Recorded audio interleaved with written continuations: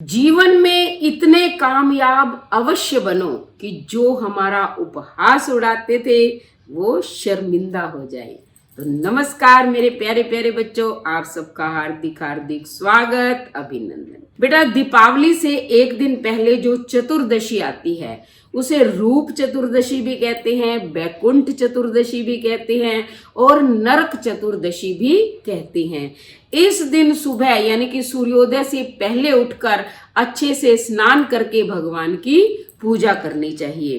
कहते हैं कि इस दिन जो भी भगवान की सच्चे मन से अर्चना करता है, पूजा पाठ करता है, तो भगवान कृष्ण की कृपा से उसकी सभी मनोकामनाएं पूर्ण हो जाती हैं। इसको नरक चतुर्दशी क्यों कहते हैं? क्योंकि इस दिन भगवान कृष्ण ने नरकासुर का वध किया था।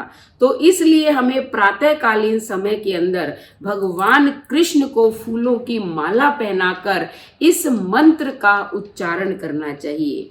वसुदेव सुतम देवम नरकासुर मर्दनम देवकी परमानंदम कृष्ण वंदे जगत गुरुम। इस मंत्र का उच्चारण करने के बाद आप भगवान की पूजा करें। रोली मोली गुड़ चावल फूल मिठाई फल धूप दीप।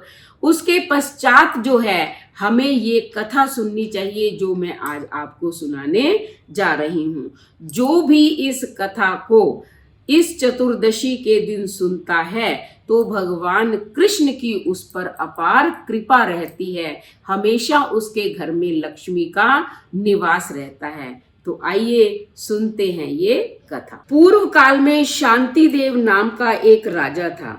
वह बहुत धर्मात्मा और दानी था। पाठशालाएं धर्मशालाएं औषधालयों मंदिरों को बनवाता, यज्ञ होम करवाता था।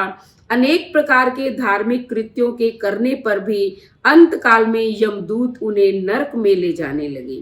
तब राजा ने कारण पूछा तो यमदूत ने कहा कि अनेकों धार्मिक कार्य आप द्वारा किए गए, किंतु एक पाप ऐसा किया गया है जिसे यमराज भगवान जानते हैं और शायद आपको भी याद आ जाए।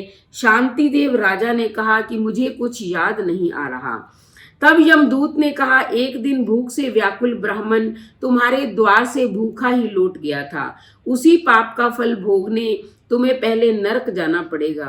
राजा यह बात सुनकर बड़ा व्याकुल हुआ और उसने कहा कि हे यमदूत, मुझे 1 वर्ष की आयु और प्रदान कीजिए, मैं इस पाप का प्रायश्चित कर लेना चाहता हूँ।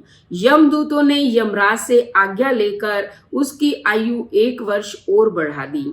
जीवन प्राप्त होते ही राजा शांति देव ने ऋषियों के आश्रम में जाकर इस पाप से मुक्ति का उपाय पूछा। ऋषियों ने कहा कि हे राजन, तुम कार्तिक कृष्ण पक्ष चतुर्दशी को व्रत रखकर भगवान कृष्ण का पूजन प्रारंभ करो। ब्राह्मण भोजन कराना, फिर दान दक्षिणा देकर उन्हें अपने अपराध का वृतांत सुनाकर क्षमा मांगना, जिससे तुम्हारे पाप धुल जाएंगे और तुम पाप मुक्त हो जाओगे। तब राजा शांति देव ने ऐसा ही किया। कार्तिक कृष्ण पक्ष की चतुर्दशी को व्रत रखकर विधि विधान पूर्वक व्रत संपन्न किया, जिससे उन्हें मृत्यु के पश्चात विष्णु लोक की प्राप्ति हुई।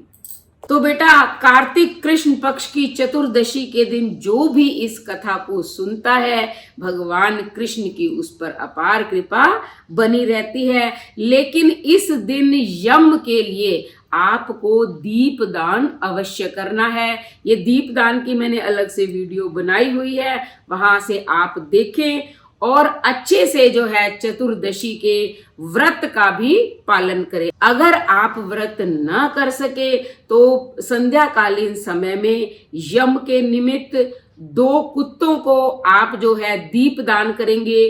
कैसे करेंगे वो वीडियो में देख लेना, वैसे आपको बता देती हूँ। वो आपको चौराहे पर दीपदान करना है। तो और इस कथा को अवश्य सुनना है, फिर देखना, ना तो कभी आपकी अकाल मृत्यु होगी, ना आपको कभी यमराज का भय सताएगा और अंत में बैकुंठ लोक की प्राप्ति होगी।